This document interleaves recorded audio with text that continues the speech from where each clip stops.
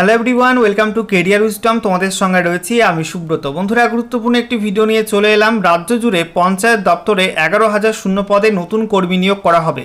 এবার এই নতুন রিক্রুটমেন্টে নয়া রুল আসছে। হ্যাঁ বন্ধুরা, তোমরা ঠিকই শুনেছো, পঞ্চায়েতের নিয়োগে এবার বড় পরিবর্তন হবে। নতুন নিয়ম বা নতুন রুল অনুযায়ী কিন্তু পঞ্চায়েতের 11,000 শূন্য পদে রিক্রুটমেন্টটা করা হবে এবং এই নতুন রুল চালু হওয়া নিয়ে কিন্তু প্রশাসনিক মহলে তৎপরতা শুরু হয়ে গেছে। এবার নিয়োগটা কিন্তু ডিএলএসসির মাধ্যমে হবে না। আগে পঞ্চায়েত দপ্তরের নিয়োগগুলো কীভাবে হতো, প্রত্যেকটা জেলায় ডিএলএসসি থাকতো, অর্থাৎ ডিস্ট্রিক্ট লেভেল সিলেকশন কমিটি, ঠিক আছে, ডিএলএসসি। তো সেই ডিএলএসসির মাধ্যমে রিক্রুটমেন্টটা হতো। এবার এই নতুন সরকার ক্ষমতায় এসে ডিএলএসসির মাধ্যমে কিন্তু রিক্রুটমেন্ট করবে না।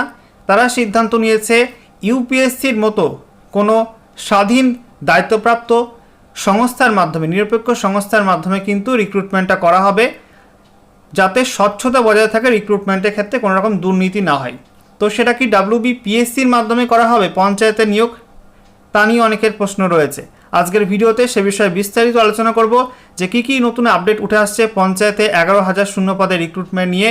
ভিডিওটা ভালো লাগলে অবশ্যই লাইক এবং শেয়ার করে দেবে। সেই সঙ্গে নতুন দর্শক হয়ে থাকলে লেটেস্ট ভিডিওর আপডেট সর্বপ্রথমে পাওয়ার জন্য চ্যানেলটিকে সাবস্ক্রাইব করে রাখবে এবং পাশে দেওয়া বেল আইকনে ক্লিক করে অল নোটিফিকেশন অপশানটিকে অন করে রাখবে। লেটেস্ট আপডেট তোমরা সবার প্রথমে পেয়ে যাবে। আর ভিডিওটা ফেসবুক থেকে দেখলে অবশ্যই পেজটাকে ফলো করে দেবে পরবর্তী আপডেটগুলো পাওয়ার জন্য। তো বন্ধুরা, অনস্ক্রিন তোমরা দেখতে পাচ্ছ গুরুত্বপূর্ণ একটি আর্টিকেল। এটা আজকেই প্রকাশিত হয়েছে আজকে দৈনিক বর্তমান পত্রিকায়। তো বলা হচ্ছে পঞ্চায়েতে 11,000 নিয়োগে নয়া রুল। পঞ্চায়েতে 11,000 শূন্যপদ পূরণের জন্য নতুন নিয়োগ রুল আনার ঘোষণা। সরকারি চাকরিতে স্বচ্ছতা ও যোগ্যতা নিশ্চিত করতে উদ্যোগ। আমরা দেখে নেব ডিটেলস আপডেটে কী বলা হয়েছে।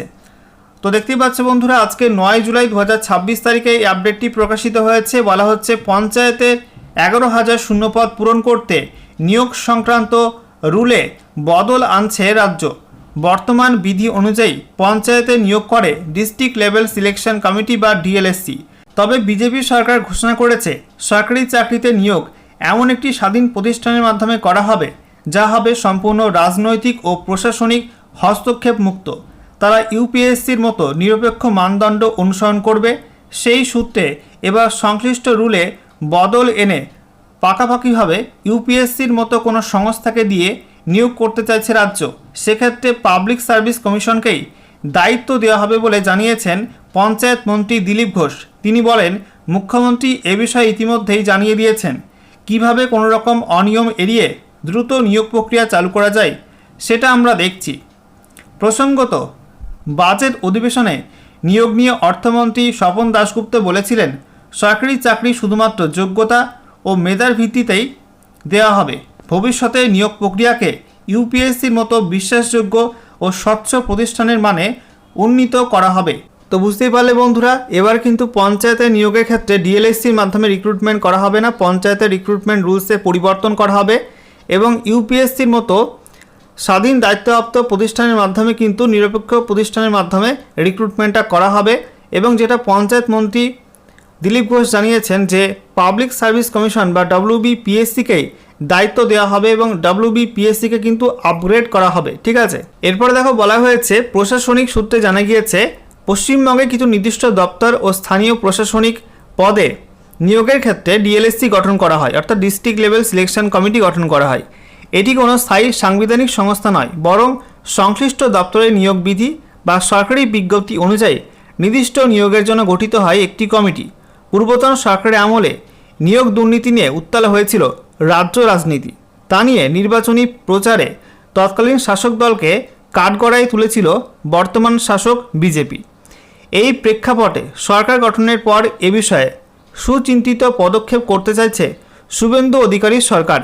এ রাজ্যে শুধুমাত্র পঞ্চায়েত দপ্তরেই 11,000 শূন্যপদ রয়েছে। এই ঘোষণার পরই পঞ্চায়েত দপ্তরের নিয়োগ সংক্রান্ত নির্দিষ্ট পোর্টালে নাম নথিভুক্ত করার হার অনেক গুণ বেড়ে গিয়েছে বলে খবর। অর্থাৎ পঞ্চায়েত রিক্রুটমেন্টের জন্য যে পোর্টালটা তৈরি করা হয়েছিল এর আগের সরকারের আমলে, এটা কিন্তু এখনও চালু রয়েছে। তো সেই পোর্টালে রেজিস্ট্রেশন করার হিড়িক কিন্তু অনেকটা বেড়ে গেছে। তো বলা হচ্ছে তাই নয়া রুল আনার প্রক্রিয়া সম্পন্ন করে নিয়োগের কাজ সংশ্লিষ্ট সংস্থাকে তুলে দিতে চাইছে দপ্তর। সূত্রের খবর, নিয়োগের ক্ষেত্রে ডিএলএসসি শব্দটি সরিয়ে আনা হবে। ইউপিএসসি লাইক অর্গানাইজেশন শব্দগুলি। এই সামান্য পরিবর্তনের প্রশাসনিক গুরুত্ব কিন্তু অসীম। ইতিমধ্যে নয়া রুলের ব্যাপারে পর্যালোচনা শুরু হয়েছে। এক্ষেত্রে শুধুমাত্র মন্ত্রিসভার ছাড়পত্র নিলেই চলবে না, বিধানসভায় পেশ করতে হবে বিষয়টি। সেই মতো তৎপরতা শুরু হয়েছে প্রশাসনিক স্তরে। তো দেখতেই পাচ্ছ বন্ধুরা যে পঞ্চায়েতের রিক্রুটমেন্ট রুলসে কিন্তু বড় পরিবর্তন করা হবে। এবার কিন্তু আর ডিএলএসসির মাধ্যমে অর্থাৎ ডিস্ট্রিক্ট লেভেল সিলেকশন কমিটির মাধ্যমে আর রিক্রুটমেন্ট হচ্ছে না।